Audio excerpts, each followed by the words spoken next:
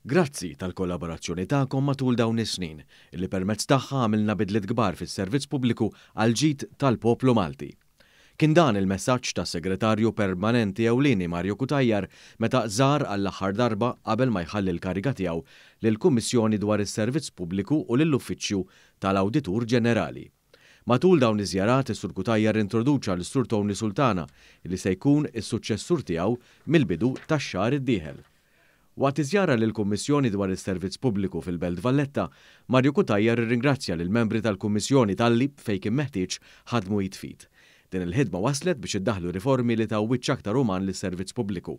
Semma wkoll kif fl-aħħar 9 snin iddaħħlu 1250 miżura immirati speċifikament għat tnaqqis tal-burokrazija żejda u bekk żiedu l-effiċjenza fis-servizz pubbliku.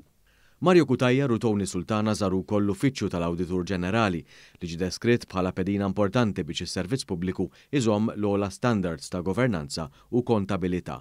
L-Awditur Ġenerali Charles De Guara irringrazzja lis-Segretarju Permanenti Ewlieni talli dejjem kellu l-akbar rispett lejn l-istituzzjonijiet.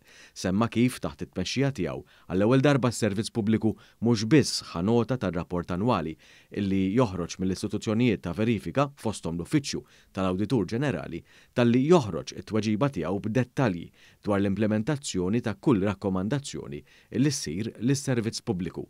Min-naħa tiegħu, Mario Cutajar qal li l-aħħar figuri juru twettiq ta' 90% ta' rakkomandazzjonijiet tal-Uffiċċju tal-Awditur Ġenerali, figuri li ġew ikkonfermati mill-Uffiċċju tal-Awditur Ġenerali nnifsu.